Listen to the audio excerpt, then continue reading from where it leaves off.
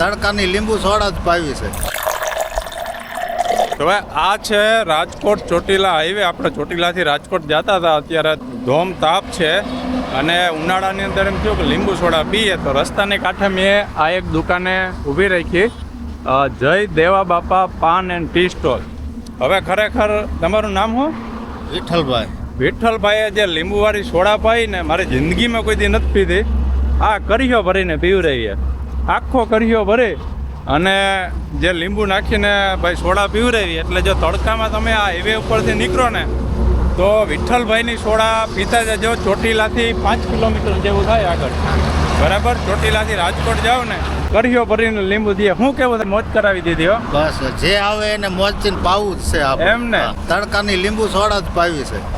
તડકામાં લીંબુ સોડા છે અને 20 રૂપિયામાં કરીયો ભરીને. જોરદાર સોડા હતી ખરેખર. અહીંયા સ્ટોપ કરજો અને વિઠ્ઠલભાઈની સોડા પીતા જજો. ફરીથી દુકાન દેખાડી દઉં, જય દેવા બાપા પાન એન્ડ ટી સ્ટોલ. ચોટીલાથી રાજકોટ બાજુ ખાલી 5 કિલોમીટરે.